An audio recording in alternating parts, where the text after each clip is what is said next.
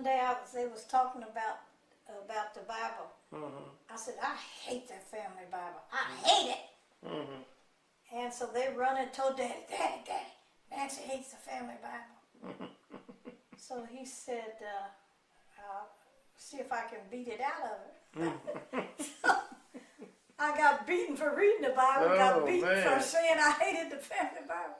So then after he got through beating me, he said, now why would you say you hated the family Bible? I said, because you can't open it up and read it. And then he felt bad about it, because he wouldn't let me read it. Right. So I guess he figured, well, I guess she would hate it since she got beat for opening up. They took everything I did the wrong way. Yeah. That was all right. That was all right. I'd get them back sometimes. I'd pinch Louise. I'm going to tell Daddy on you. And I'd pinch her worse. I said, go ahead and tell him I'm going to get a beating anyway. Didn't make you no difference then. And I'd take her, you know how you take her arm and do it like that? I'd squeeze her arm till the blood pop out. Oh, man. I'm going to tell Daddy on you. I said, tell him. I'd squeeze her arm to death. I bet she remembers that real good. You had something to tell him. Tell on me, everything on me. Yeah, now you got something to tell him, baby. Did Daddy make y'all go cut your own switch or what? Or he just? Oh yeah. Oh, he did. He said, "Go cut me a switch now." I'd cut it so little you couldn't get it in your hand. Oh shoot! He said, "Ain't nothing bigger than this out there." I said, "Yeah, Daddy, but it's full of bats. The tree's full of bats, and I'm scared of the bats." And he'd look out there and the tree would be full of bats. And people thought bats was a bad omen or something. Yeah. People were scared of bats. I wasn't scared of them. I loved them. Because they keep me from getting them bad switch beaten. Oh, Nancy, you're so funny. Boy, I lived a bad life. They were rough on me. They wasn't rough on nobody else. I don't know why they were so rough on me. That's why Grandma and Grandpa loved me so much. And see, I stayed in Palmyra with Grandma and Grandpa. And when you went over there, well, you went over all the time, though, because you like to stay over there, though, right? Yeah, but when Mama and them was here in Hannibal, I lived in Palmyra with Grandma and Grandpa. Oh, okay. And then when Grandpa died, then me and Grandpa, when Grandma died, Grandma died in January, I think, and then me and Grandpa moved up to Teetle and Uncle Dave's. And Bunky and Wayne. We moved up there with them. Okay. And then when Grandpa died, then I had to move back to Hannibal with them no good sisters. Them rotten sisters. And I had my own bedroom set. Everything I had was pink. My dressing table, and they'd take my clothes and wear them. Only thing they couldn't wear mine were my shoes.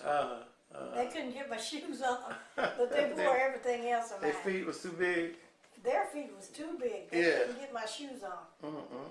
But they wore everything else of mine. And lied on me, oh God. It was horrible. Yeah, I started drinking and smoking. Doing the hoochie coochie. Oh! I learned to do the hoochie coochie trying to get away from them ironing cards whipping my butt. They said, how come you can dance so good? I said, if you know what made me dance so good. You see how them slaves in the movies jumping out? Yeah. I said, that's where I was doing. That's what you was doing. Oh, yeah, baby. Daddy had you jumping and hopping up. Hopping and jumping. So when you went over to Grandpa and Grandma's house, they didn't, they kind of let you do what you want. Oh, they babied me and hugged me and kissed me and babied me and you was... fixed me them hot cakes. Grandma fixed them hot cakes with cracklings in them. Oh, man. Oh, I loved them. Yeah. And the stove was always good and warm. And Oh, it was just wonderful being with them. They loved me so much. Oh, yeah. And Uncle Thomas loved me so much. Mm-hmm. One time he went out to the house with a shotgun, told Daddy he better not. Daddy had beat me so bad I had stripes all up and down my legs. Mm.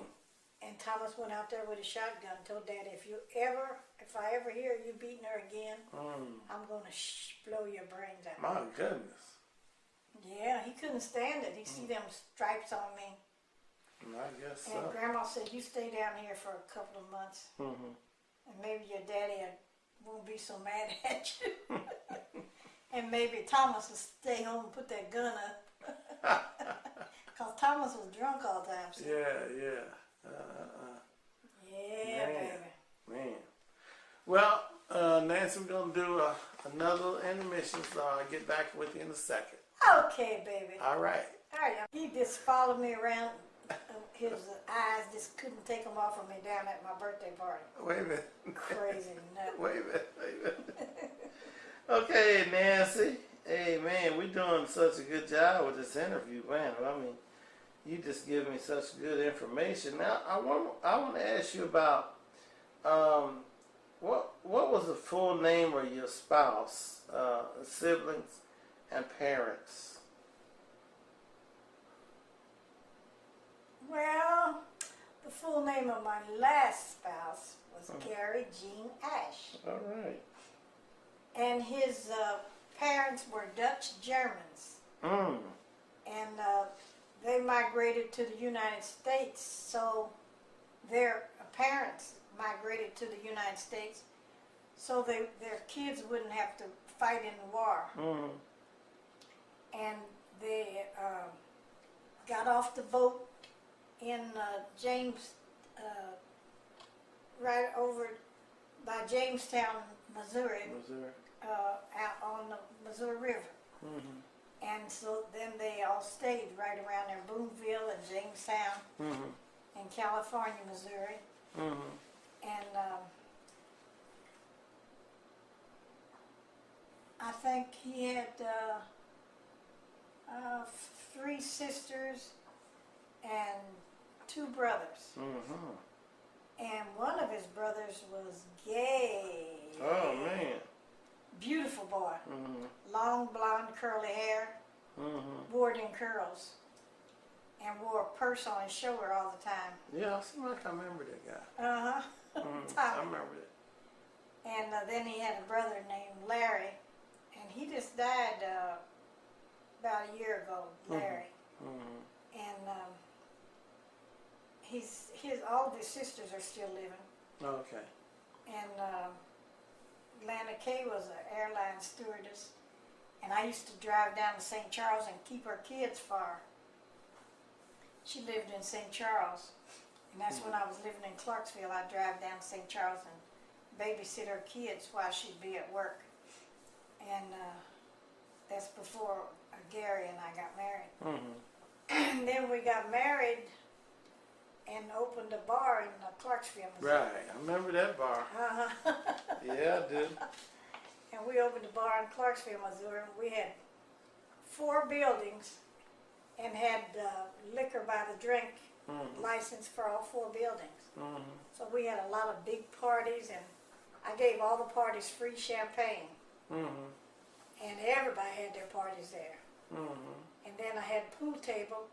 People came from Kansas City, St. Louis, St. Charles, and Palmyra, Mm-hmm. Louisiana, every place.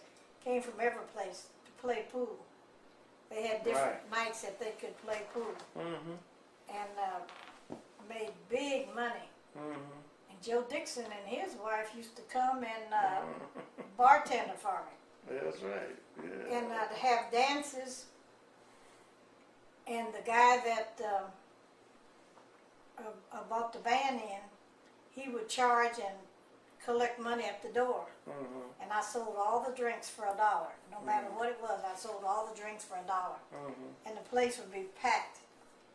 And I sold a lot of food. Mm-hmm. And so we had a good business. And then my husband started getting jealous. Oh, my goodness. And he said, that guy, every time he comes in here, he looks at your ass. Oh! And I said, well, I'll tell you one thing. Well, what's that? What's that, Pookie? I said, when he stops looking at it, you know he's had it. Oh.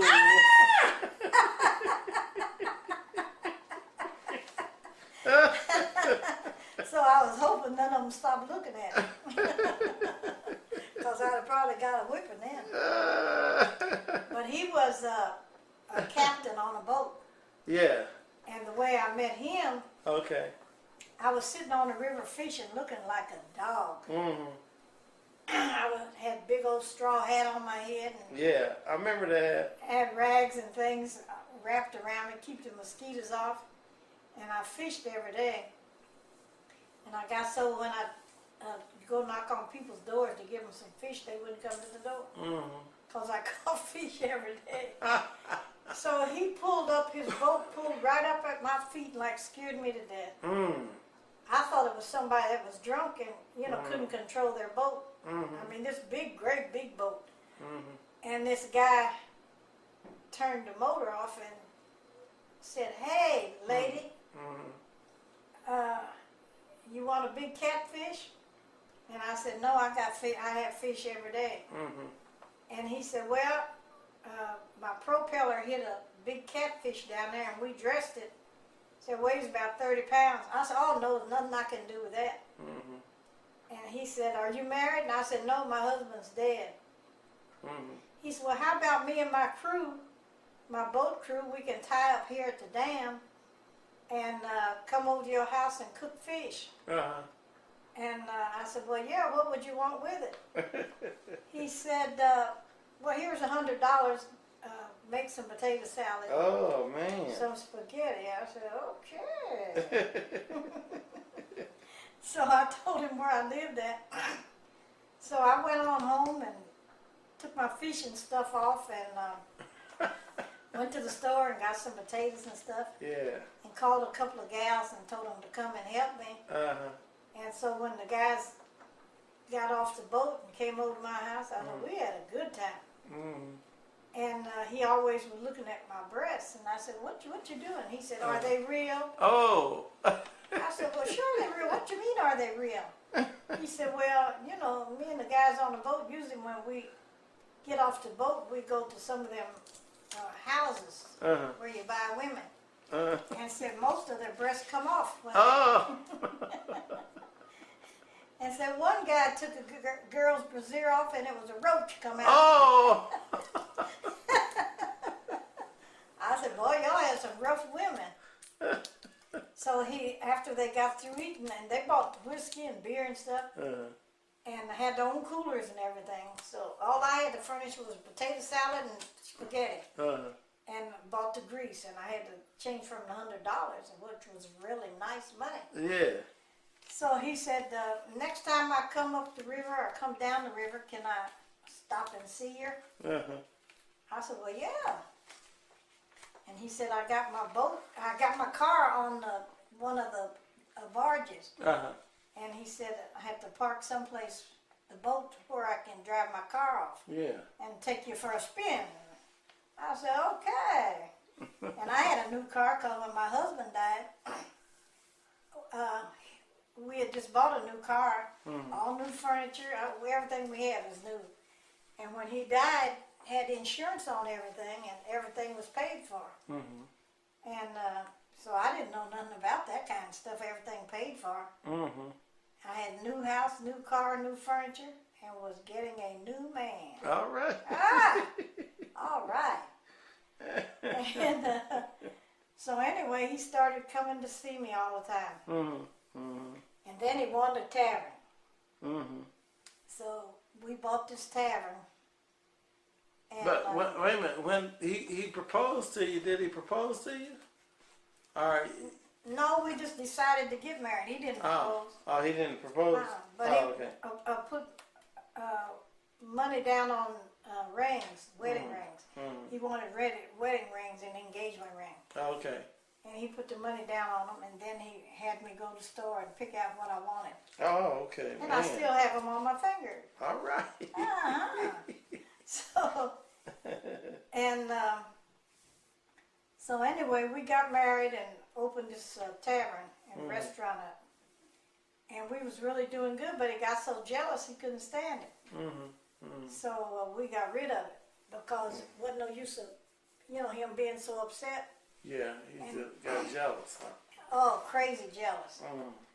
And so then he wanted to move close to his mother. So we bought a farm and built a new house on the farm. And he was on the river 20 days and he was home 10. And I loved the 20 days he was gone. And the 10 days when he come home, he would just be drinking and gambling. And one night he lost $4,000 playing snooker. And I'd never even heard of snooker before. All I knew about was pool, Okay. And the snooker had more balls or something than the pool table, than the pool game. So anyway, when he'd come home from the boat, he'd be looking in the closets, under the beds, and under the house and everything. You had a man in here? I said, all the hotels and motels? Why would I have a man in the house? You gonna go search every motel and hotel around here? So he couldn't search all the motels and hotels. So he would just go and park up on the hill and watch the house. He kind of lost his mind there for a while. So I said, well, I need a divorce. So we finally got a divorce. And then I moved to Hannibal, bought me a house in Hannibal, moved to Hannibal. And I had one of the most beautiful bedroom sets in anybody in the country. Because it came from Germany. And from his home? No. Oh.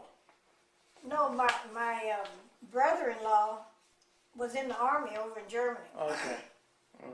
And then the black guys, all they did was cooking and cleaning in the army. Right. And so Peck was a cook. And he was walking down the street one night, and he saw these women, these white women, digging in the ground. And he asked them, what was they digging? They're getting ready to put in a garden? He said, no, they're digging for worms or bugs. And he said, what you going to do with them? Go fishing? He said, no, they're going to eat them. And he said, what's the matter? You don't have nothing to eat? He said, no, they didn't have nothing to eat. And so he had some candy bars in his pocket, so he gave him some candy bars. And he started going by there all the time. It was a castle. And this woman was, her husband was a prince, and he was the first casualty in Hitler's army. And so none of the German people had nothing to eat. But nobody had nothing to do with them, since the Americans had come and defeated Hitler. And so the German people didn't have nothing. They had this big castle and all this beautiful furniture and jewelry, but they didn't have no food. And so Peck started taking them food every day from the kitchen. And so him and Trudy fell in love, and they got married. So when he came over, when he got out of the army, well, the government bought all the furniture over the United States that anybody wanted, from over there. And so Trudy bought a lot of furniture out of the castle. So she gave me the worst bedroom set. And it's the most beautiful bedroom set you ever want to see. Gorgeous. Everybody went crazy about it. Where did you get that furniture? And I think it's 100 and some pieces to it. That's counting the drawers and the... Oh, yeah. The pieces all put together. And everybody laughed at me, and I said, my bedroom set had 100 and some pieces to it. They said, what kind of pipe you would smoke? But if anybody sees a bedroom set, and all of my husband's people say, you let her take that beautiful bedroom set with her? And he said, she had it when I married her. Oh. So it wasn't nothing his family could say about it, because everybody wanted that bedroom set. And even today, my brother wants it. Yes, he does. And Sissy wants it. Sissy said that's her bedroom set. Mm-hmm. But it's still mine so far. And Ash came to my 80th birthday party. Yeah. What's his first name? Gary. Gary Ash. Gary Gene Ash. Yeah. Mm-hmm. Yeah. So his mother's dead, his father's dead, Mm-hmm. one of his brothers is dead. All So- his sisters are still living. Y'all didn't have no kids, though, right? Oh, no, baby. Mm-hmm. His mother asked me, how come we got married? And I said, we had to get married. That's when he told her we was getting married. And I told her we had to get married. She said, a baby? You're having a baby? I said, no, we had to get married because we loved each other so much. So she was happy there wasn't no baby. She said that's the first time she'd been in bed in the daytime in 27 years. I said, you went to bed? She said, well, yes, when you and Gary got married. First time I've been in bed in the daytime in 27 years. I said, oh, really? Oh, that's too bad. And one of his sisters, we never did see her. I never did see her. Never to see her. Never did meet her. Never did meet her kids. She told her kids that her brother had done something horrible, and they couldn't see him anymore. Because all the kids was crazy about him because they always had plenty of money. Oh, yeah. You know, being a captain of a boat. Mm-hmm. He made big money. Yeah. I like that big money. Oh, yeah. I know you did. I missed it when I divorced him, though, I bet you.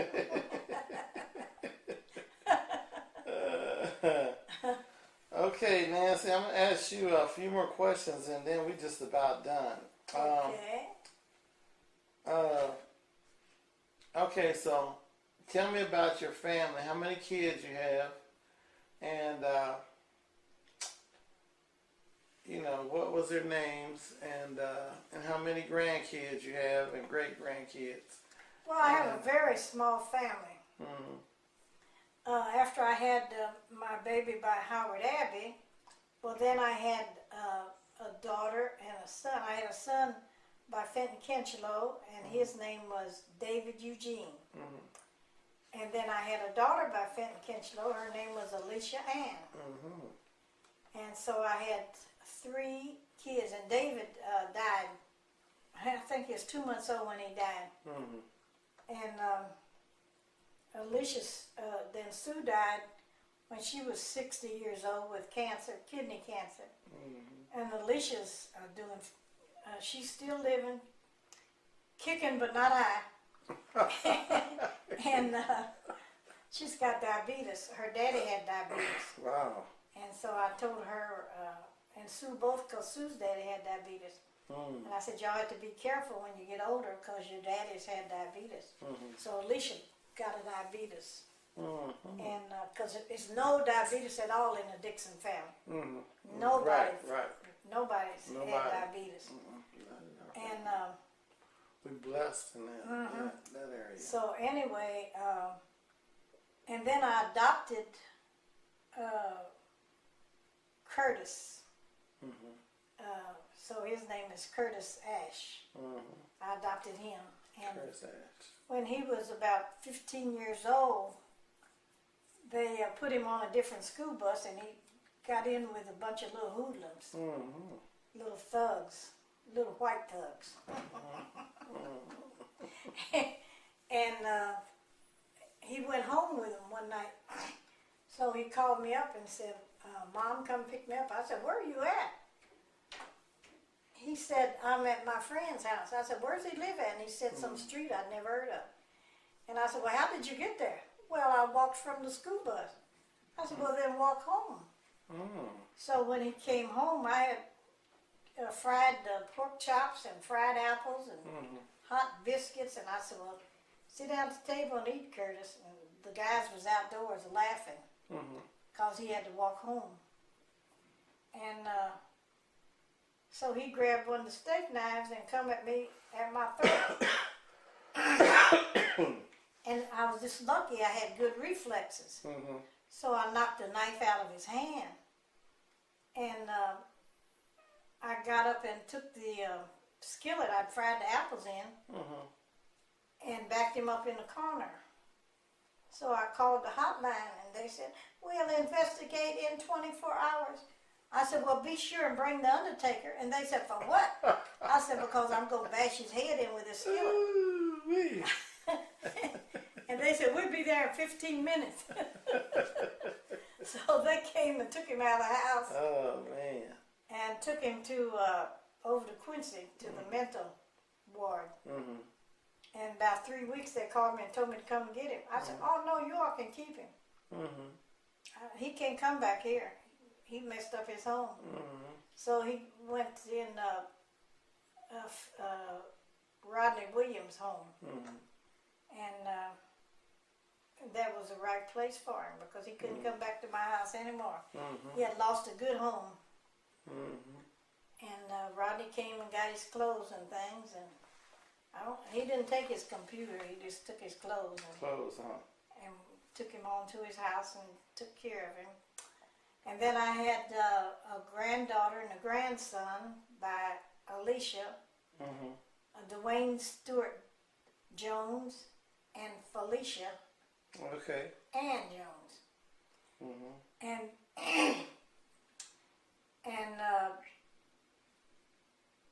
Fish had 2 kids. Alicia had a son too, Dwayne Stewart. Oh, I said that, Dwayne Stewart Jones. And he had a son named Little Dwayne Stewart Jones. Right. And then Fish had 2 children,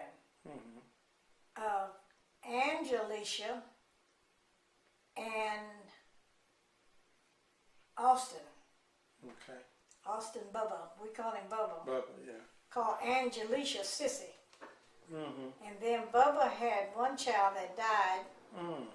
And so now he's got another son. He's 2 years old. So I'm a great grandmother. All right.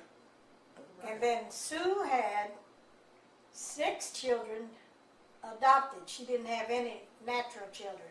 She had 6 adopted children.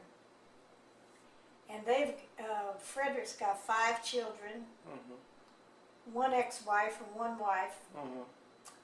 And Shantae has 2 children, no husband. Frederick, I said Frederick, yeah, didn't you I? said Frederick. Yeah. Jovan has 1 child. And I said Shantae Gregory. That's 3. Who did I leave out? Oh, Gregory. I left out Gregory. Gregory, yeah, you didn't say Gregory, Gregory. his girlfriend is pregnant, so they'll probably get married. Oh, okay. She's 2 months pregnant. He called me yesterday. And then there's Alexa. She's down here in Hannibal. And then Brittany, she's still in Maywood. Okay. And then so Frederick's got 5 children. Shantae's got 2. Javon's got 1. And Gregory's got 1 on the way. On the way. And Alexa bet I have none. And she lives in the home with Margaretta and Rodney. And Brittany's in a home in Chicago. She can't walk, talk, see, or hear, so I couldn't bring her down here. So that's my family. All right. So just to top this all off, we're going to take another little break and then I'll get back to you, okay? Okay. All right. Okay, Nancy, we're just about done now, so I just want to find out a couple more things and then we'll be all done. What accomplishments were you the most proud of in your life? I think what I'm most proud of is my kids. Okay. That's a big accomplishment. And That's they good. never went to jail or never got in any trouble.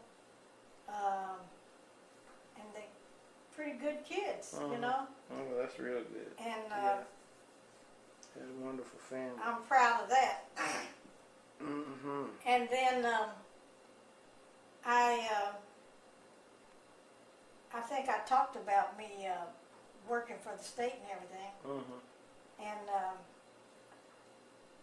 I had written a letter to, I saw in a nurse's book where a new hospital was opening up in Chester, Illinois. Mm-hmm. And I'd never even heard of Chester, Illinois. Mm-hmm. But I was having a lot of trouble with one of my husbands, and I wanted to get away. Mm-hmm. So I said, and my kids was grown then, so I didn't have to worry about, worried about taking care of my kids or nothing. Mm-hmm. And so I wrote to this hospital and sent them a resume. Mm-hmm. And so the woman called me and talked to me on the phone. And she told me where Chester, Illinois was a gateway to the South. Mm-hmm. And I said, I ain't never heard of that. So then she told me that Menard Prison was there. Mm-hmm. And so I knew a lot of people had went to Menard Prison, but I had no idea where it was at. And said it was right on the Mississippi River. I said, Mm. well, I could probably go fishing if I get a job there.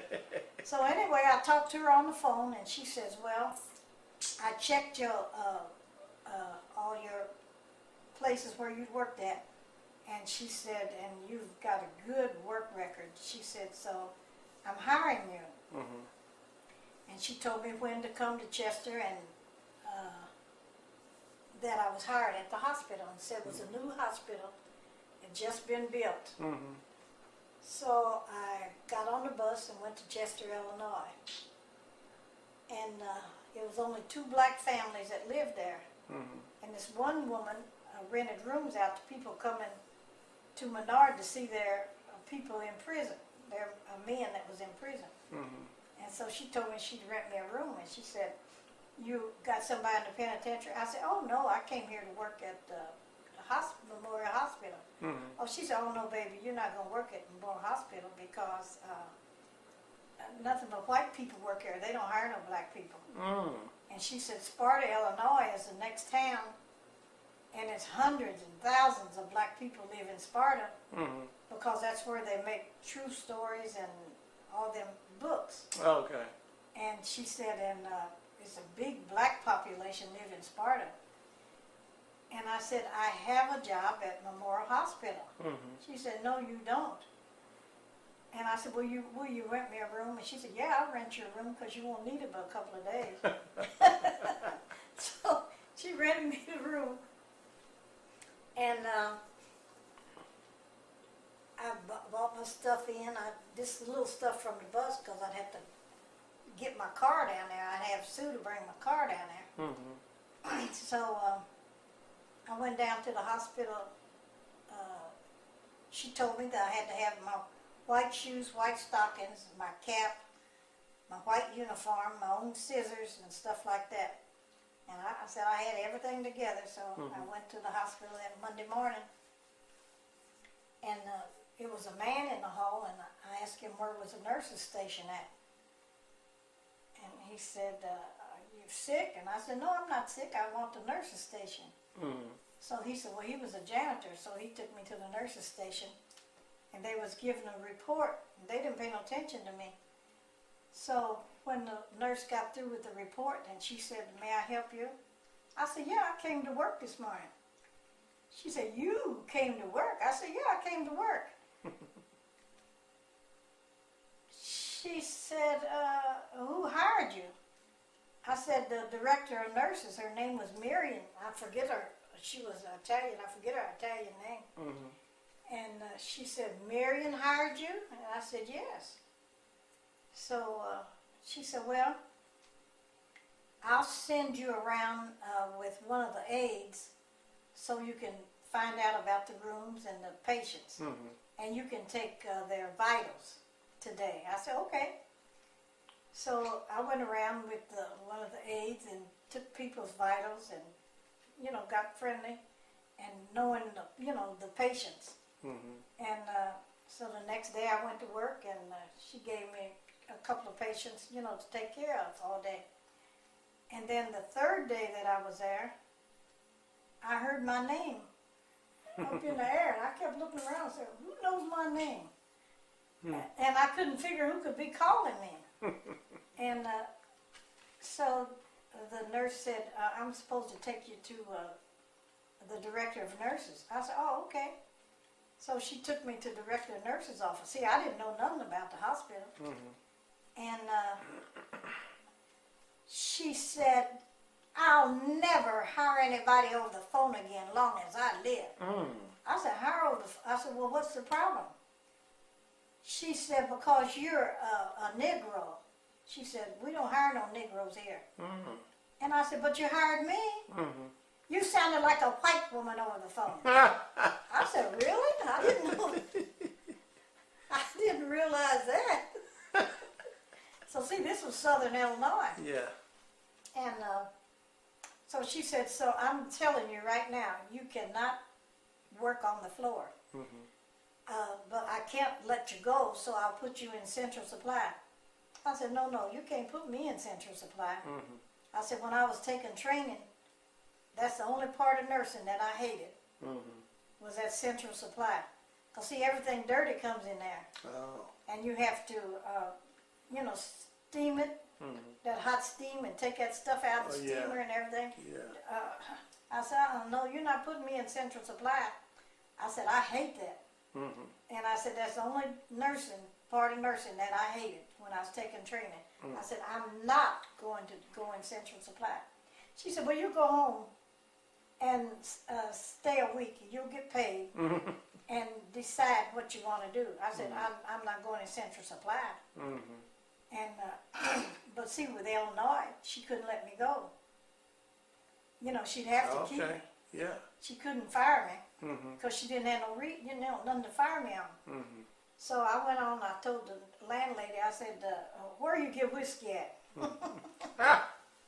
So she said, "Well, I'll take you down to the liquor store." And she took me down to the liquor store, and I got a fifth of whiskey, and started drinking and drank myself to sleep. I went to sleep.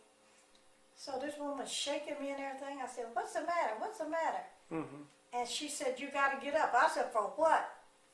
She said, "The hospital's calling you." And then I thought there was something wrong with Alicia or Sue. I didn't even think about the hospital down there. You're right. So I said, well, what is it? What? She said, the director of nurses is calling for you. She got to talk to you right away. I said, I'm drunk. I ain't studying that woman. So she told me to stay home a week. And so she said, she has to talk to you right now. So I said, hello? She said, you got to come down to the hospital right now. I said, I'm drunk. I can't even see. She said, you've got to come down here right now. And she said, let me talk to your landlady. So told the landlady to bring me down there right away. So she took me down there, and everybody was outside the hospital. And I said, well, what's the matter? She said, everybody walked out of the hospital, all the nurses. Oh. Because you told them that you was letting you go in the Central Supply, that you couldn't work on the floor. And they said that you was one of the best nurses that had come around down there. And she said they all walked off the floor. She said, so you have to tell them you're going to come back to work tomorrow. Wow. And I said, if I can sober up by then. I said, I got me a bottle and got drunk. She said, well, take another day off, or a couple of days off and get yourself together. Okay. And she told him, said, now she's coming back to work on the floor. But she'll have to work from 11 at night to 7 in the morning. I said, well, that's what I always worked anyway. And so the next thing that happened from down there, I'd work 20 days and take 10 off. So that's when you all was staying in my house. And so I was on my way back, and I got turned around in East St. Louis and was going the wrong way. And so this policeman stopped me and told me I was on a one-way street and I was going the wrong way. And he said, where are you going? I said, I'm going to Chester, Illinois. He said, you got somebody in the penitentiary down there?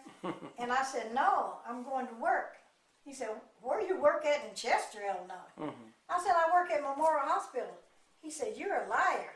I said, what you mean I'm a liar? He said, my sister is director of nurses down there, and I know you don't work down there. I said, yes, I do. My goodness. So he said, well, let me call the station. And he told the station to call Chester, Illinois, and see if they had a Nancy Douglas there. And so they said, well, she comes on at 11 o'clock. And it was something after 10 then. Said she'll be to work at 11 o'clock. I said, yeah, she works here. He said, they said you work there. I said, I know, I work there. He said, but it's never been no Negro people or colored people work in that hospital since it opened. He said, how'd you get a job there? I said, ask your sister. Let me go so I don't be late to work. So he let me go. And so that was really something. Yeah. And then I went to work in Jeff City at Vital Statistics, so I could get people in our family their birth certificates and death certificates and things. And I worked there about a year. I got all the information I wanted, and then I quit. Okay. And then I went to work at the state penitentiary. Now, but this last thing is that two more things. What is the one thing you want, you most want people to remember you about? You know, that I'm crazy. That I'm crazy. Everybody thinks I'm crazy, but I'm really smart. They think I'm crazy, but I'm really smart. And that's why they think I'm crazy, because I'm so smart. One more thing, Nancy, and that's the, what was that little thing you used to do all the time when everybody tell you, hey, you ain't supposed to be doing like that? It's like speaking in tongue. I remember something about you always do something like that. Well, I always did that because I was talking to somebody all the time, and they understood me. And that's when I'd be mad at somebody, and I'd come up with my other language. Oh. And because I couldn't cuss them out or nothing. So I said, oh, shimmy the car like, ho, hoop, hoop, shimmy the car, ya, about to quit. To quit, what did I teach you? And so Louise said, about 3 or 4 years ago, she said, that's not funny, you trying to speak in tongue. I said, Louise, I was doing that before y'all got in church. I said, Edna used to call me up every night so I could talk to Michael, because he wouldn't go to bed until I talked to him on the phone. All right. And so Louise said, no, you're making fun of God. I said, no, I've been doing that for years. She said, no, you. I said, yes, I am, Louise. I said, I did that before you all started speaking in tongues. I said, so my language is a type of language that I'd get mad at you all and I couldn't cuss you out, so I talked my own language. All right.